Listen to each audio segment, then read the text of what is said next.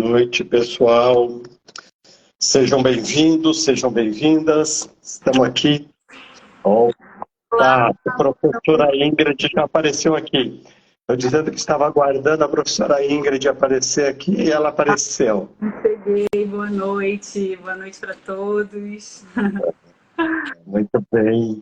Muito obrigado por ter aceito esse nosso convite nesse final de noite.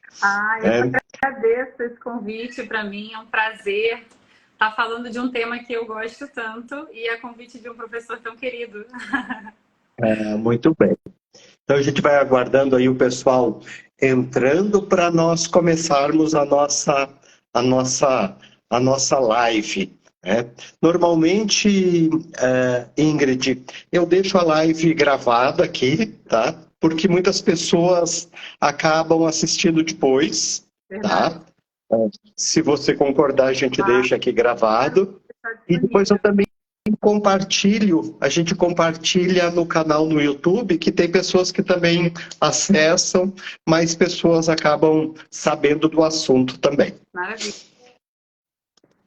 Muito bem, pessoal. Então, a nossa live aqui, quem tiver dúvidas sobre o assunto, pode mandar perguntas ou aqui direto ou no nosso balãozinho, que nós vamos respondendo.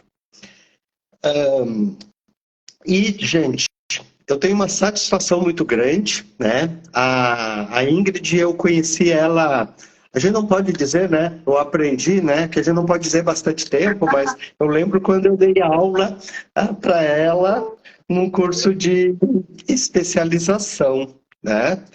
E eu fico muito feliz, né? Eu adoro participar de lives junto com pessoas que eu dei aula. Eu adoro, né? Eu acho isso, para mim, é uma satisfação. Desse convite.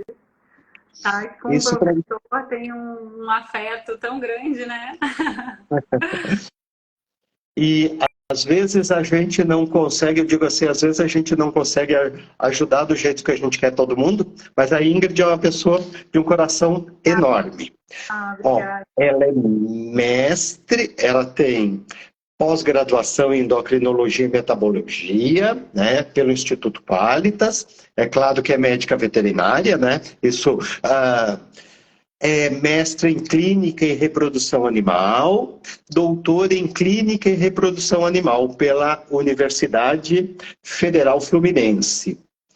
É professora da graduação na Universidade Veiga de Almeida, na pós-graduação também, né? E a gente está aí com projetos de novos cursos de endocrinologia, que a gente já está começando a divulgação.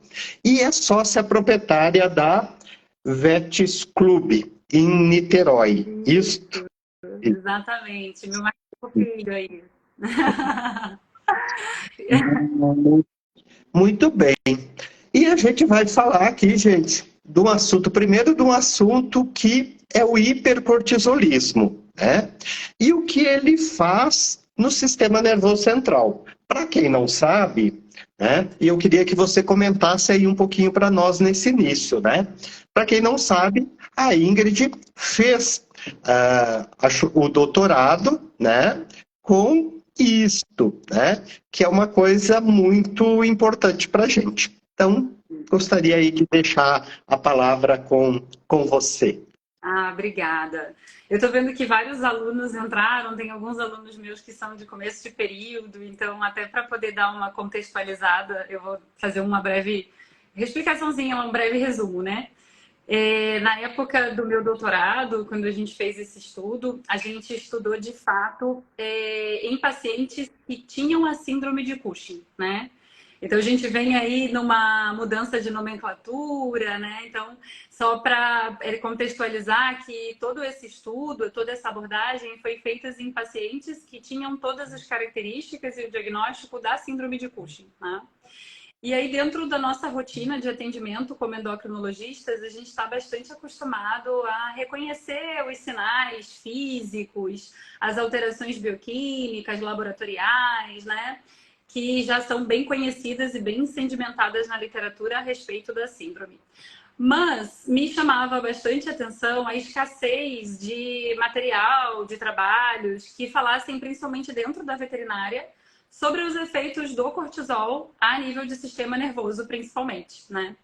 Porque quando a gente vai para a literatura humana, aonde a gente tem a síndrome acontecendo também pelos mesmos mecanismos, com as mesmas consequências, com os mesmos sinais clínicos, com as mesmas alterações laboratoriais, a gente vê lá na literatura humana que os sinais neuropsiquiátricos, as alterações comportamentais, elas são bem documentadas há bastante tempo, e elas fazem parte, inclusive, do tratamento das pessoas com síndrome de Cushing, né?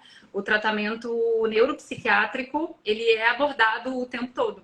Então, foi a partir dessa curiosidade de saber por que isso estava tão bem documentado nos humanos e tão escasso na veterinária, que eu comecei esse estudo, né? Comecei a estudar os efeitos do cortisol, principalmente no sistema nervoso central, né? Bom, os glicocorticoides, eles são hormônios lipofílicos, então eles entram dentro do cérebro com bastante facilidade e eles encontram receptores em todo o tecido cerebral, mineral receptores e glicorreceptores, né? Mas principalmente ali na região de hipocampo, a gente vai ter muitos receptores. E aí o cortisol, ele vai saturando esses receptores, se ligando primeiro com mineraloreceptores e depois com glicorreceptores. E é claro que uma ligação fisiológica, ela é benéfica, né? Ela vai ter ali todos os efeitos fundamentais que o cortisol exerce, né? Participando do metabolismo de tantas coisas, da própria reação de luta-fuga, que a gente conhece tão bem, né? Mas na síndrome de Cushing, o que a gente tem é o excesso, né, desse cortisol. Então, essa ligação, ela vai se tornando intensa, longa, e é justamente essa saturação progressiva em tempos, né, que são inadequados por longos períodos, que começam a promover algumas alterações a nível do sistema nervoso central. A gente vai ter esses hormônios, o hormônio do cortisol se ligando com esses receptores e promovendo algumas alterações a nível celular. A gente vai ter, inclusive, a transcrição de alguns genes, né? A supressão de alguns genes, e vai aumentar alguns fatores neurodegenerativos, dificultando a neurogênese.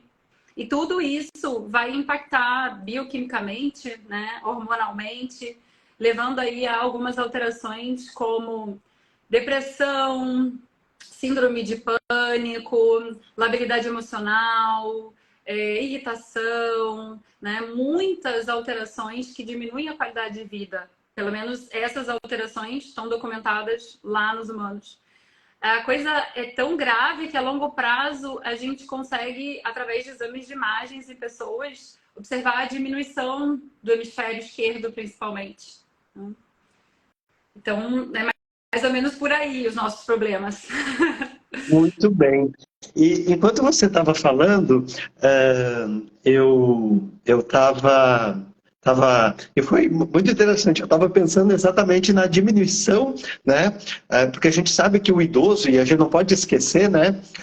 Eu sempre falo que tudo que é doença, tudo que acontece, eles são multifatorial, né? Eu digo que nada é único, nada acontece por uma única razão, sempre são vários fatores. Então a gente não pode esquecer, né, que nós temos um paciente com síndrome de Cushing, com excesso de cortisol, que é idoso. Sim. Provavelmente ele não vai ter. É claro, às vezes eu tenho um paciente de 5 anos, de 6 anos, mas isso não é a nossa rotina. Né? E aí a gente também tem no idoso a diminuição, né, da massa encefálica, né, por uma doença degenerativa, cognitiva, né, e então isso é muito interessante, porque esses dias teve uma cliente que, e ela é da área médica, ela disse assim, mas nossa, essa tomografia aqui, esse paciente, né, ela olhando do cachorrinho dela, né, ele tem hidrocefalia, eu disse não, né, porque às vezes parece que algumas partes estão maiores, mas é a massa que está menor. né? E uma das coisas que a gente sempre pergunta, se eu não tratar isso, se o paciente, uma coisa importante quando a gente fala disso, eu tenho um paciente com síndrome de Cushing diagnosticado, tá? Como que eu posso ver nesse meu cão, e agora um pouquinho nos gatos também, que a gente tem diagnosticado síndrome de Cushing, como que eu posso identificar essas alterações relacionadas ao sistema nervoso central? Vou só fazer um parênteses aqui, porque a gente está habituado a identificar as alterações periféricas, né? Então, a gente tem as polineuropatias, né? E como que eu posso identificar e eu gosto, esse termo é forte, tá? Mas vamos utilizar ele assim, culpar o cortisol por isso que eu estou vendo. E ó, eu vou sumir um pouquinho aqui porque eu vou ter que só fazer um negócio aqui do meu lado, tá? Mas eu tô aqui, tá bom? Então, responsabilizar o cortisol unicamente, né? Colocar sobre os ombros dele toda essa responsabilidade é difícil porque, é como você pontuou, a gente tem, na maioria das vezes, pacientes geriátricos, né, com a síndrome de Cushing. Então, como separar o que é o processo de envelhecimento normal e que possa estar gerando alterações comportamentais, alterações cognitivas, o que é em decorrência da síndrome cognitiva canina e o que é do cortisol, né? De fato, separar isso é muito difícil, né? Até porque as coisas não têm uma única causa, não têm um único caminho. O que durante esses meus anos de estudo eu consigo perceber? Se eu não posso culpabilizar apenas o cortisol, que me parece que não posso, né? Eu tenho certeza que ele é um grande facilitador do avanço dessas alterações, né? Então, até fazendo aí uma entrada nesse assunto da doença cognitiva canina, a gente observa lá, de novo, na literatura humana, porque é a nossa base para esses estudos aqui, né? A gente faz esse paralelo com a doença cognitiva canina com Alzheimer, né? É a doença que se assemelha em humanos. E aí, quando a gente olha para os pacientes com Alzheimer, a gente observa nos estudos que muitos anos antes deles manifestarem os sinais clínicos da doença de Alzheimer, eles cursam com hipercortisolismo. E o hipercortisolismo, ele tem uma participação, né, aí nas reações de oxidação. Ele vai ter uma participação em alguns depósitos, como, por exemplo, o biquinina, que é uma teoria aí do avanço da síndrome de Cushing, né, da doença cognitiva, que tenham esses depósitos em maior quantidade. Então, eu não posso dizer que ele seja o único culpado das alterações, mas ele me parece ser um acelerador, né? Na ocasião lá do doutorado, em paralelo, a gente fez um trabalho em parceria com o grupo da URGS. O grupo lá da URGS, a gente trabalhou com 2 grupos de animais pareados, né? Onde um grupo era saudável do ponto de vista endócrino, de doenças crônicas, né, e tudo mais. E o outro grupo tinha síndrome de Cushing. E aí, alguns testes avaliativos de doença cognitiva canina foram feitos com esses grupos. E a gente observou que no grupo com Cushing, a gente tinha alterações comportamentais mais intensas e até numa idade um pouco mais jovem do que a média da literatura, e principalmente quando comparado com o grupo saudável, né? Então, parece haver uma relação, sim, do cortisol com a doença cognitiva canina.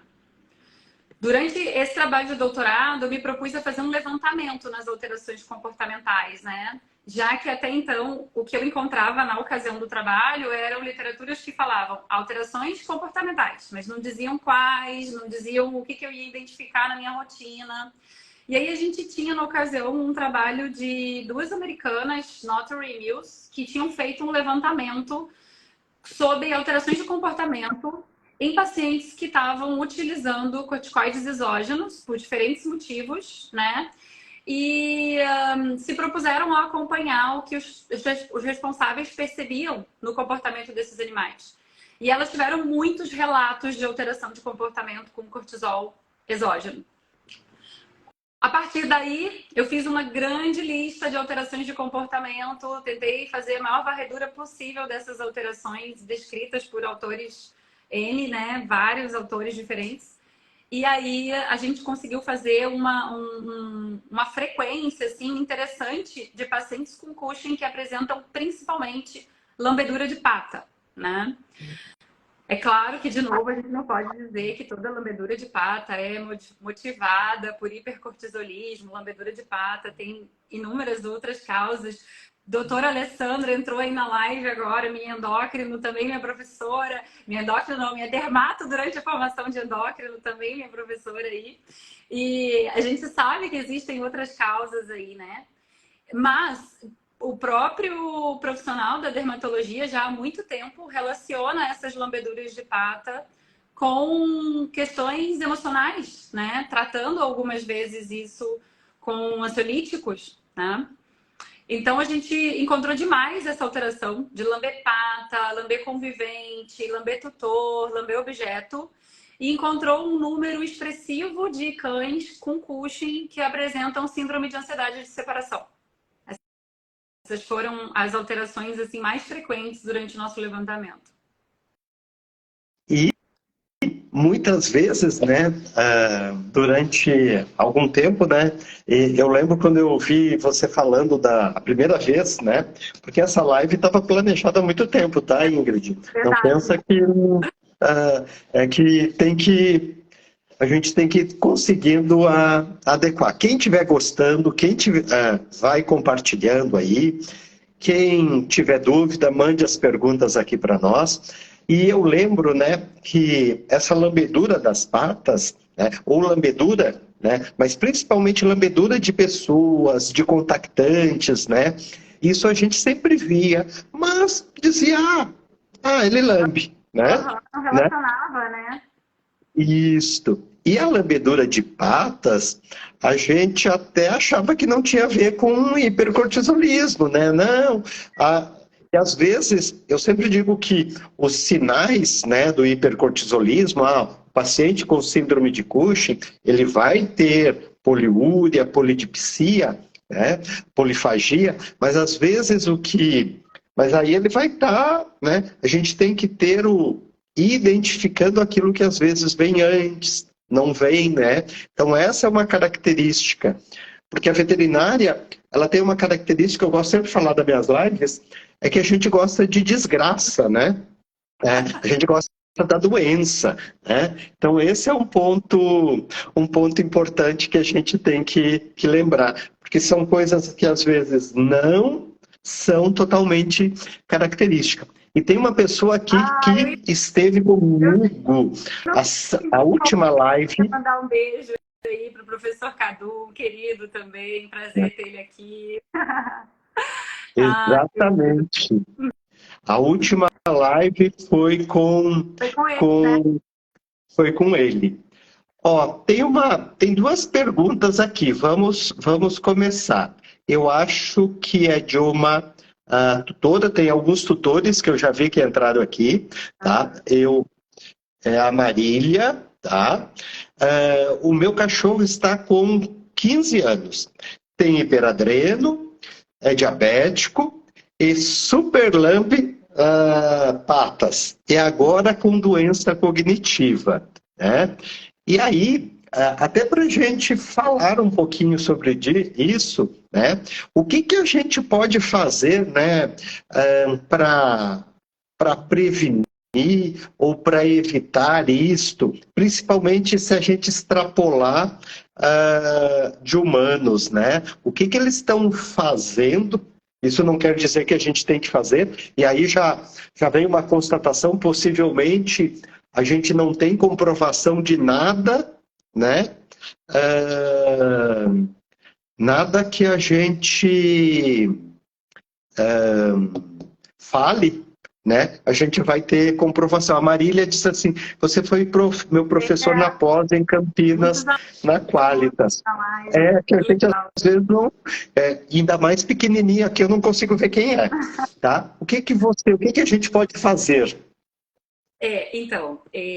O que a gente tem observado na literatura de humanos, né? Porque na nossa aqui a gente ainda não tem muita coisa sobre isso, de novo, né? Oi, Ingrid. Oi, eu vou só aproveitar, porque tem mais uma pergunta igual da Cíntia. Como prevenir ou minimizar os danos do corticoide no sistema nervoso central? Ela mandou aqui no balãozinho, tá? Só para aproveitar. Eu queria, assim, só pontuar, né, que é claro que toda lambedura, ela precisa ser investigada do ponto de vista dermatológico, né? Embora a gente possa até ter o cortisol como gatilho para que essa lambedura se manifeste, a gente até por conta da lambedura, da umidade ali, a gente pode facilitar que problemas dermatológicos aconteçam. E que esse animal também pode estar se lambendo por um problema dermatológico puramente, tá? Então, não é que a gente não vai olhar para o lado da dermatologia. O que a gente está querendo chamar a atenção é que esses animais, eles manifestam de alguma forma essas alterações comportamentais. Em decorrência da ação do cortisol. E que essas alterações de comportamento, elas causam, em algum grau, decréscimo da qualidade de vida desses animais, né? Então, assim, o meu pensamento não é nem, então ele tá lambendo a pata porque ele tem hipercortisolismo, então é isso e pronto, ele vai lamber a pata por causa do hipercortisolismo. Não, ele merece ser tratado do ponto de vista dermatológico. Mas chama a atenção essa manifestação podendo ter uma origem, né, relativa ao comportamento. Então, esse animal merece também uma terapêutica voltada para o comportamento, se isso estiver muito intenso, né? O que os humanos têm feito? Né? Eles vão lá para os recaptadores de serotonina, porque todas essas ações bioquímicas que o cortisol vai gerar em sistema nervoso central, eles vão atuar diminuindo a recaptação de serotonina. Vai haver modificação nos receptores de serotonina, vai haver alteração em dopamina, né? Então, a terapêutica humana é voltada para o controle da doença de base, para o controle da doença endócrina, e durante o período em que não houve o equilíbrio da doença endócrina ainda, eles fazem a terapia para melhorar os níveis de recaptação de serotonina, tá?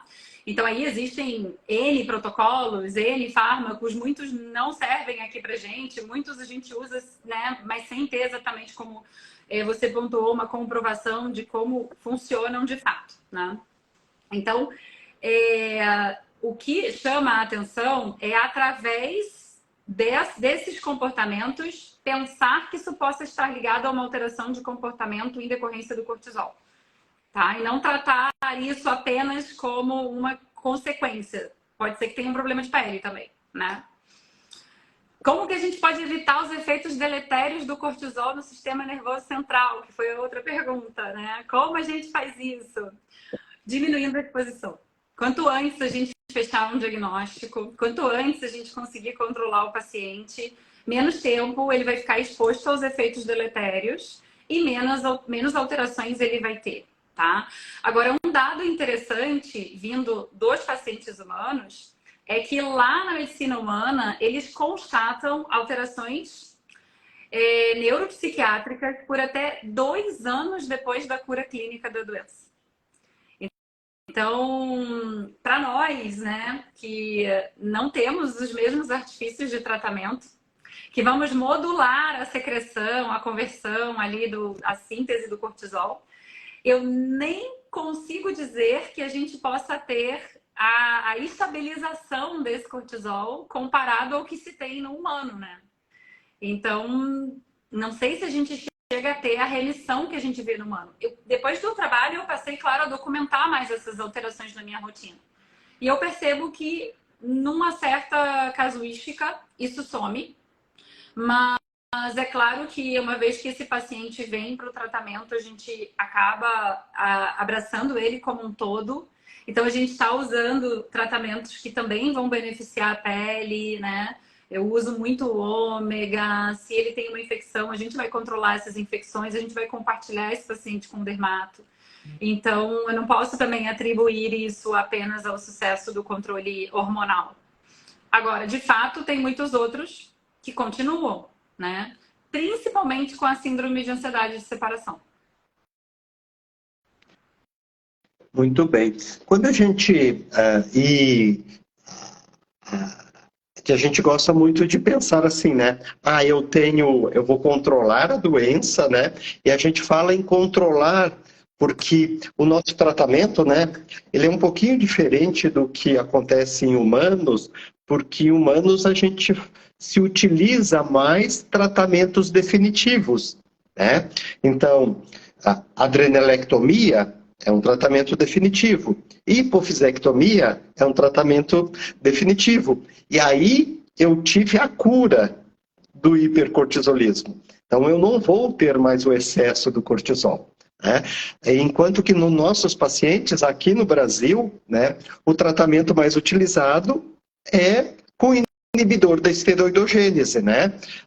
O trilostano. E aí eu posso ter períodos que eu tenha mais produção ou menos produção. Né? Então, esse é um ponto que... Então, é muita oscilação, muita possibilidade de oscilação, né? Para a gente conseguir dizer que a gente controlou a ponto de não ter essa saturação em demasia a nível do sistema nervoso central. Então, acho que esse é o ponto que a gente tem que lembrar bastante, né? Sobre isso. E os antioxidantes, né, e a gente hoje utiliza muito, né, eles têm um papel aí bastante importante que a gente vê no sistema nervoso, e isso é bem documentado em humanos. E aí uma coisa que eu sempre vou, quando vão...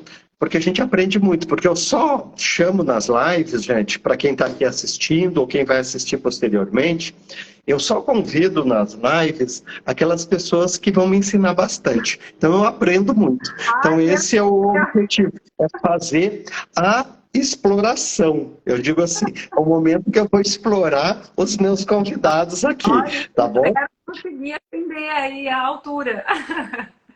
Não, mas com... E aí uma coisa que é importante, para que mesmo quem não trabalhe com endócrino, é esses efeitos quando a gente usa o glicocorticoide exógeno, né? Porque tu falou desse trabalho... O primeiro, né?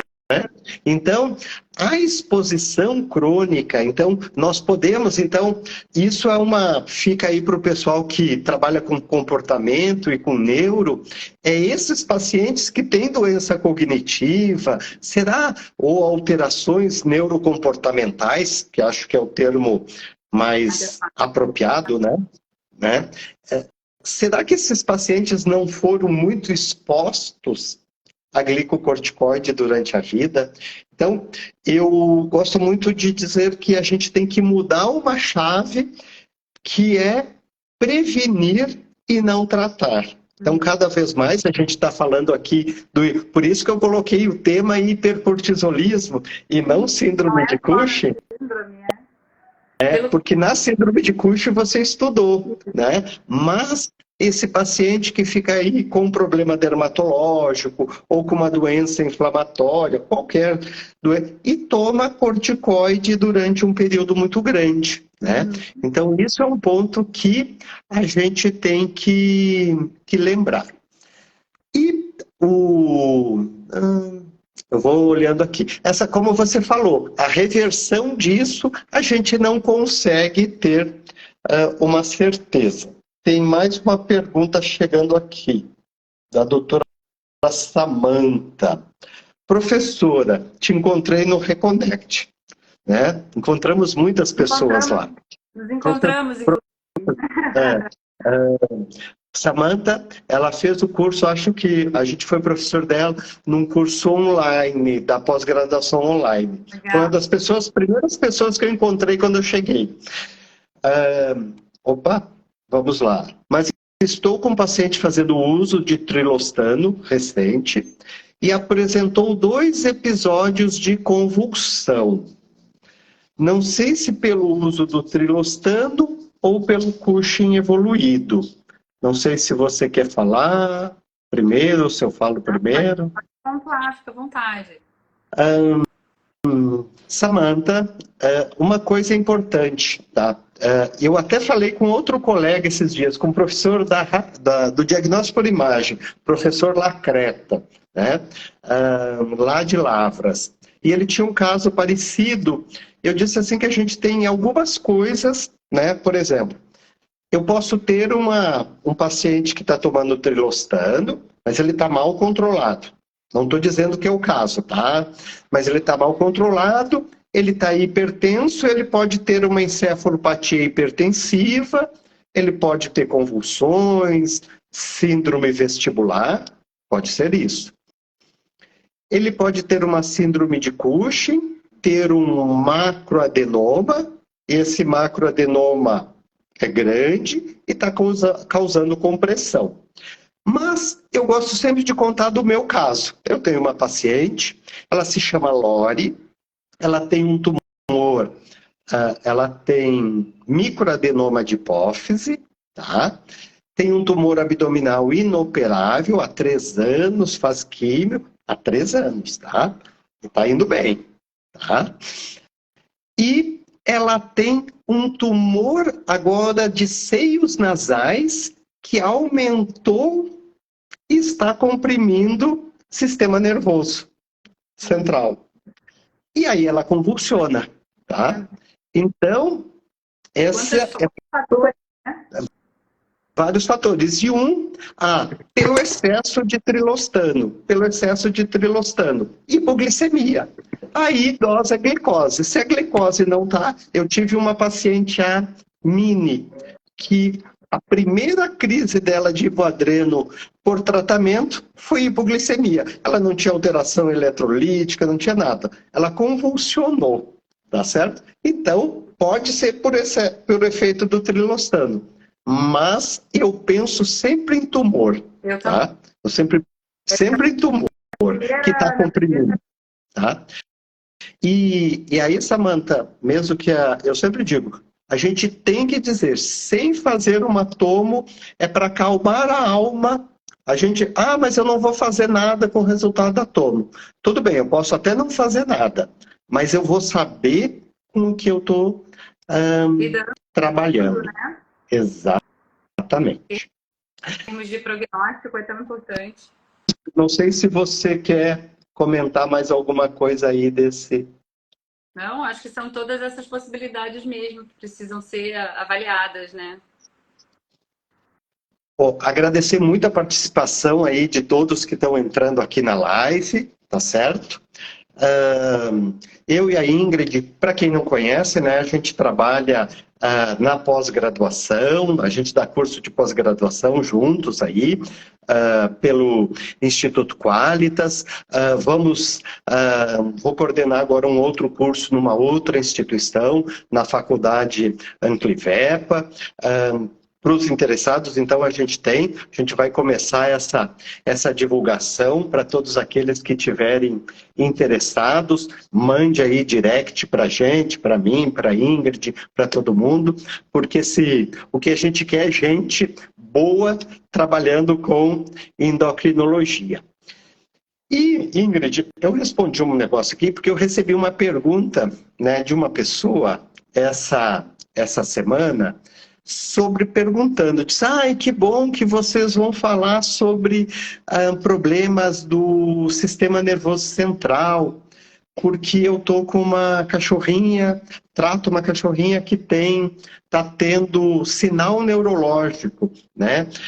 Não sei se foi AVC, e o AVC, ele tem relação com hipercortisolismo ou... Nesse caso aí, ele pode agravar, os AVCs podem agravar esses efeitos que o hipercortisolismo tem? Essa foi a dúvida dessa colega. Aí eu já vejo mais pelo lado do descontrole da hipertensão e das consequências que a gente já conhece, né, em relação ao descontrole da doença, mas não exatamente por uma questão local no sistema nervoso central, tá? Não vejo nada a esse respeito, até porque a gente não vê tanto, né? Eu, pelo menos na minha rotina, não vejo tanto. É bem pouco frequente. eu até considero, eu gosto sempre de dizer que eu muitas vezes tenho muito. Não sou neurologista, tá, pessoal? Os neurologistas presentes, os neurologistas que vão me assistir, né? Me perdoe a minha ignorância. E, gente, eu tô meio fanho hoje também, tá? Porque tô meio gripado. Mas toda vez que eu atendo um paciente com hipercortisolismo e que ele tem suspeita de AVC, eu sempre digo assim, será que não é encefalopatia hipertensiva? Porque ela é muito mais frequente, mais comum. E a síndrome vestibular do idoso e a encefalopatia hipertensiva, elas são muito, muito parecidas. Tá? Aqui tem mais uma pergunta. Passou a Regina. E síndrome vestibular decorrente, eu estou colocando isso, né? É frequente, né? Eu acho que não. Nossa, esqueci, tinha uma pergunta que tinha me mandado e eu não estou achando, estou aqui desesperado que o meu computador travou, que eu não estou conseguindo recuperar uma pergunta. Você falou sobre os recaptadores, falou lá da expressão de genes ou supressão de genes, tá certo? Que isso pode acontecer. Mas esses estudos dependem muito de necrópsia, às vezes, ou... Esses são estudos na espécie humana, né? E que a gente traz aqui pra gente por saber que a doença acontece com os mesmos sinais, pelos mesmos motivos, com as mesmas alterações laboratoriais, então não teria por que não acontecer, né, em cães. E a mesma coisa também é vista em animais de laboratório. Tem alguns estudos com primatas também, mostrando as mesmas alterações, né? E eu tenho uma pergunta, mas e a selegelina, né? Então, vamos falar um pouquinho, né? Tem mais uma perguntinha de balãozinho aqui. E a selegelina, né? Que humanos, ela é utilizada para algumas doenças, ou foi utilizada para algumas doenças neurodegenerativas.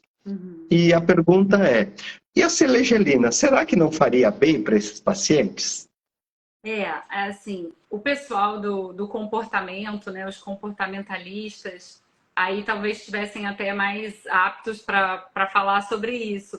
Mas eu acho que toda medicação que impede a neurodegeneração, que diminui a oxidação e que, claro, controla o hipercortisolismo, vai ter um impacto benéfico sobre esse paciente. Mas a gente ainda precisa de mais estudo, né? Tempo, dose. A gente tem muita dificuldade de exame de imagem que realmente consiga mensurar essas alterações, né? Nos nossos pacientes. A imagem avançou muito nos últimos anos, mas há alguns poucos anos atrás, quando eu defendi o doutorado, por exemplo, a gente pensava em fazer ATC desses cães para ver se a gente via alguma diferença anatômica, morfológica, mas pequenas alterações nem são vistas mesmo nesses exames. Então, acho que a gente ainda tem aí, em relação à terapêutica, um caminho longo, né, para percorrer. Muito bem. E sobre a selegelina, não é sobre sistema nervoso, a gente tem alguns trabalhos com o grupo da URGS também, né, do professor Alan Popple, que ele fez um trabalho piloto, está fazendo, né, e onde se observou que não... Aí pro cortisolismo, tá, gente? Não estamos falando da comportamental, né? Da parte comportamental, tá? A gente não tem não teve diferença entre os grupos estudados, tá? Então é o que a gente sabe. Tem trabalhos com ela, com os nossos vizinhos aí, os argentinos, né? Eles publicam muita coisa a esse respeito no grupo da Universidade ali de Buenos Aires, tem alguns artigos sobre isso. E aí a gente também tem tem que ver que na Argentina, às vezes, são países, por exemplo, eles têm lá medicina nuclear muito melhor que a nossa, né? Não é melhor que a nossa, há muito mais tempo que nós. Mais tempo. Isso, muito mais tempo que nós. E tem alguns medicamentos que eles não têm, né? Então, são algumas coisas regionais que a gente não entende e não tem que entender, né? Então, tem algumas coisas que eles... para ler os resultados deles, né? Aprender com a experiência deles. Exatamente, né? Com a carbegolina, né? Eles que são as... Grupo do... né? Todo, o mundo todo. Tem muita coisa com carbegolina. E, então, essa é uma das coisas que a gente sempre tem que lembrar, né? E agora, depois eu tenho mais uma perguntinha aqui, mas eu queria falar sobre uma coisa que, se na sua pesquisa vocês observaram. Porque no hipotiroidismo, né, a gente também tem alterações neurocomportamentais, às vezes de agressividade, né, que a gente pode ter, e aí tem relação com, às vezes, prolactina e outros, né? Vocês observaram nas respostas do questionário alguma alteração de comportamento, além da ansiedade de separação, alguma resposta que o tutor ou o médico veterinário falava de agressividade, que tenha mudado? Não, eu tinha uma expectativa sobre agressividade, porque talvez dentre as alterações comportamentais que a gente tem na medicina veterinária, a agressividade seja a mais descrita, onde a gente tem uma maior oferta de publicações, né, estudos muito mais longos. Então eu tinha uma certa expectativa sobre os relatos de agressividade, e eles não aconteceram nem por parte dos responsáveis e nem por parte dos médicos veterinários. Só para assim, explicar até para quem entrou depois, durante esse trabalho, a gente avaliou as alterações de comportamento que os responsáveis observavam nos seus cães com síndrome de Cushing, numa lista extensíssima, onde foi feito um levantamento bibliográfico de todas as alterações comportamentais descritas na literatura. E houve um espaço aberto para que esses tutores pudessem mencionar alterações que, por acaso, não estivessem na lista, né? E esse mesmo questionário, ele foi preenchido por especialistas, por profissionais atuantes na área de endocrinologia, através do método Delphi. Método esse até que está sendo utilizado agora para as nomenclaturas atuais, né? Que é um método que promove um consenso entre especialistas. Então, embora sejam grupos pequenos, são grupos de extremo conhecimento sobre o assunto. Então, assim a gente fez, e nem nos tutores, nem nos veterinários a agressividade apareceu. Ela não foi apontada em nenhum dos dois grupos. Uma coisa interessante também, professor, é que havia um consenso também entre responsáveis e veterinários, né? A percepção de ambos os grupos era condizente, falava a mesma língua. Isso eu achei muito interessante, porque a gente às vezes se pergunta um pouco sobre o olhar tendencioso, né, dos responsáveis, até porque geralmente no momento do diagnóstico as pessoas estão um pouco mais sensibilizadas, com os olhares mais voltados para o animal.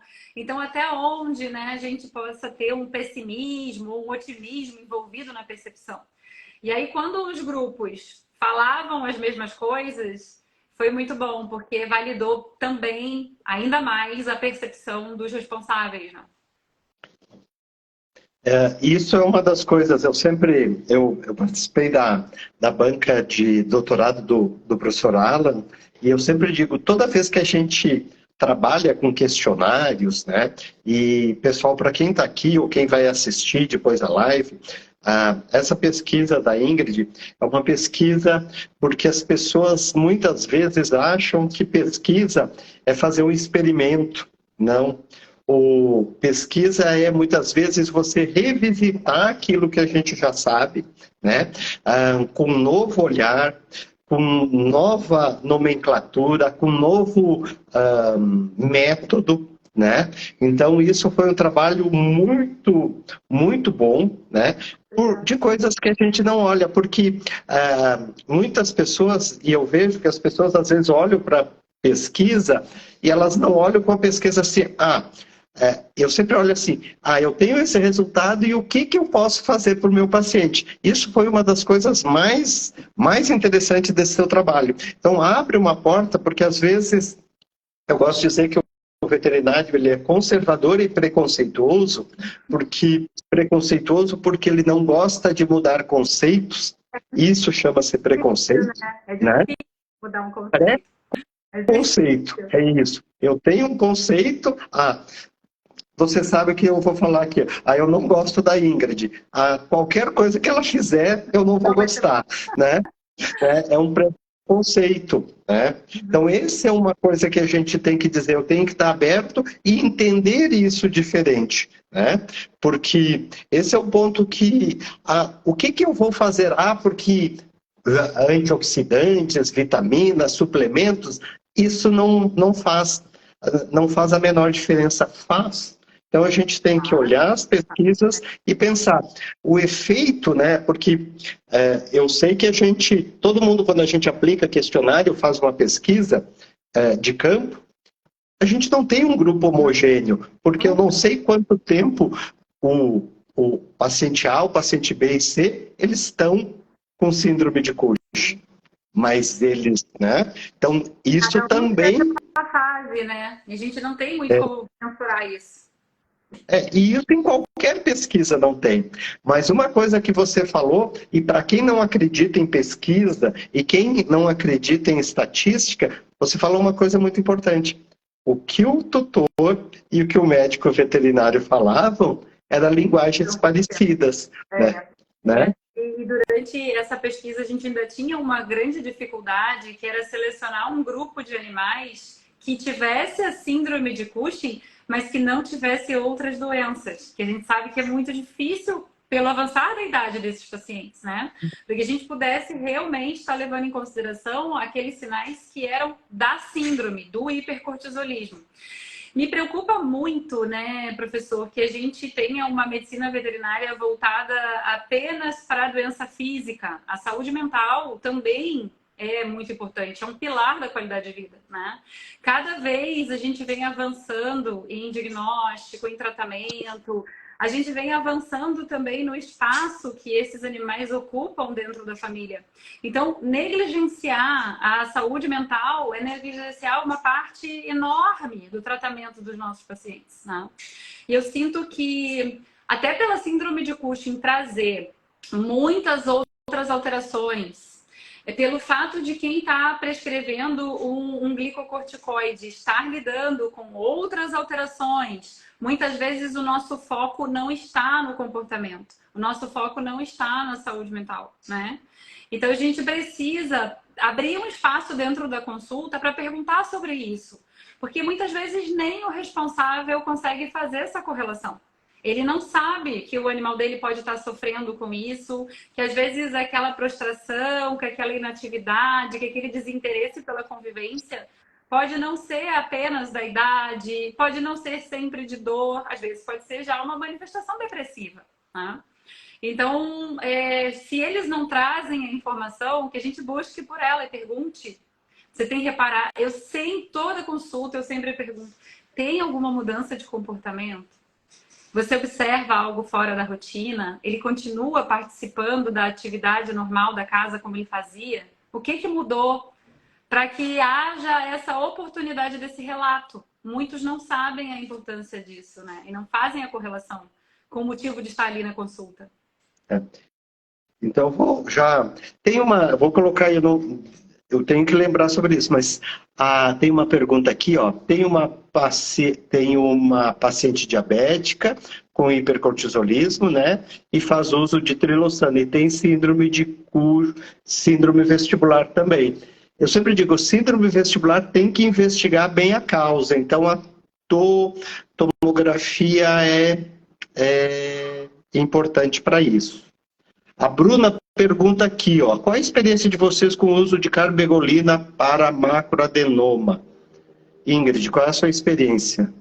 Não tenho experiência. Minha experiência é puramente literária, de curiosa, de acompanhar as publicações, principalmente lá da Universidade de Buenos Aires. Eu tive uma oportunidade de ficar um tempo lá com o professor Vitor Castilho. Então, eu pude observar lá a prática deles, né? Mas eu mesma não tenho essa prática com essa prescrição. E aí, o que você achou do que você viu? Eu achei muito interessante, é como você pontuou, tem muitas coisas que a gente faz com muita facilidade e que lá não era possível, e outras que a gente não tem. Na época que eu fui, a gente não tinha cintilografia aqui, né? Então, eu vi uma possibilidade de outros exames, a forma de tratar diferente do que a gente estava vendo aqui.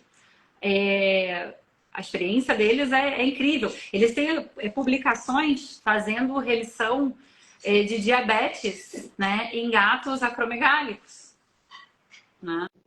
Então é muito interessante. Assim. Eu acho que a gente tem que usufruir da experiência deles aí, porque eles usam esse fármaco, se não há mais tempo, com mais frequência que nós, me parece, né? E uma coisa importante para quem falou da carbegolina.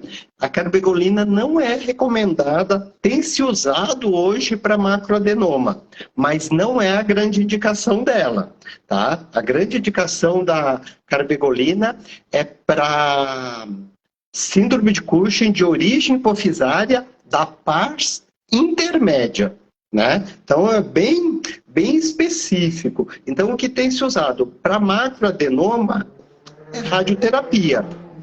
É radioterapia o recomendado. Tá?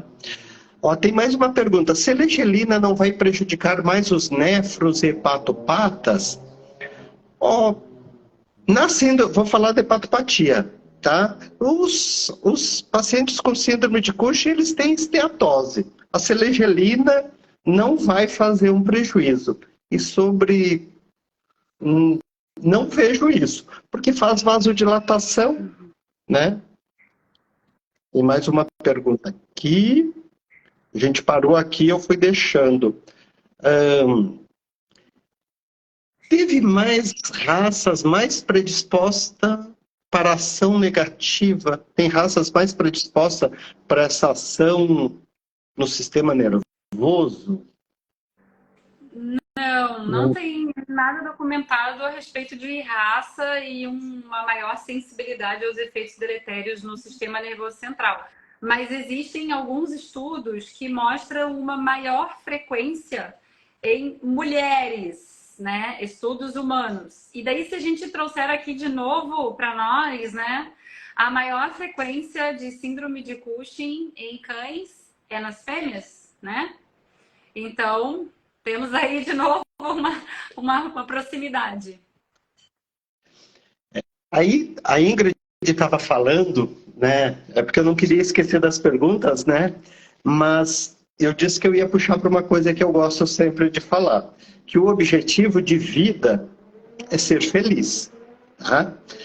Ser feliz, nós sermos felizes.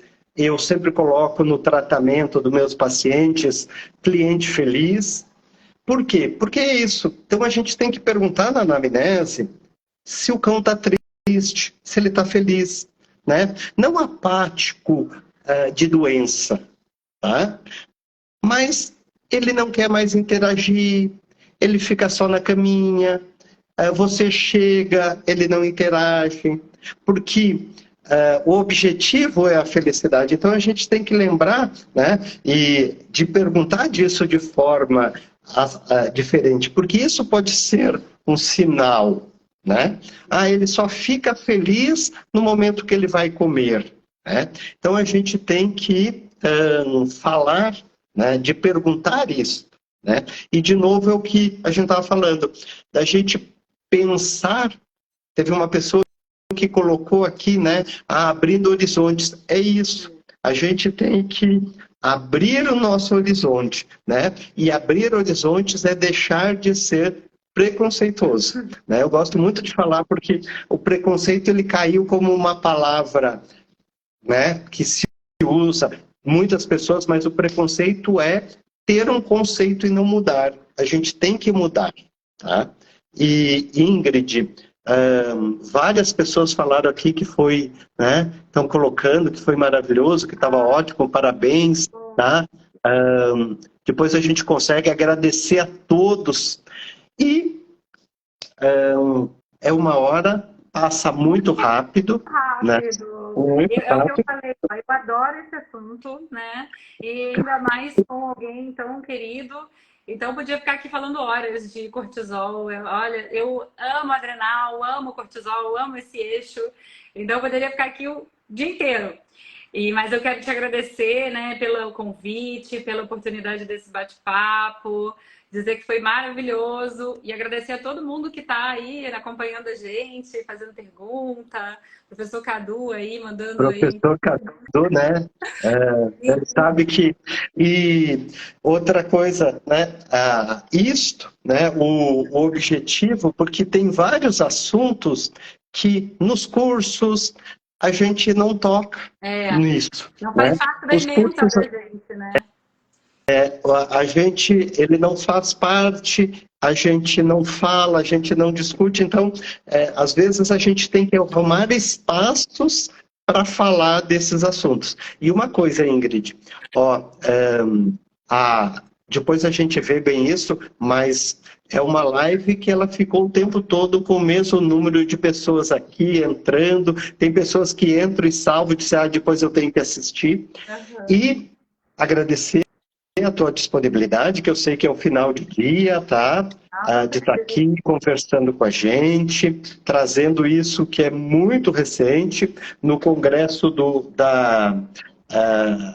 ano passado, né, da Associação Brasileira. No passado, a gente teve um espaço lá para falar sobre isso, foi bem bacana. Exatamente. Então, agradecer muito. Lembrar que a live vai ficar gravada, nós vamos compartilhar aqui. Se tiver alguma dúvida, para quem estiver assistindo, mande que eu encaminho para a Ingrid. Eu vou te marcar quando eu publicar aqui, para você também receber as notificações. E, gente, sejam felizes, façam algo para ser feliz, porque felicidade está no caminho, não é no final. A gente tem que fazer um processo. Tudo é um processo, né? E sempre fazer com muita transpiração, com muita inspiração, né? Lembrando que os nossos hormônios estão sempre aí no comando. Que hormônio é vida, né? Exatamente. Tá bom? Muito obrigado. Uma boa noite para todos. Obrigada, pessoal. Uma boa noite para todos. Obrigada. Tchau, tchau.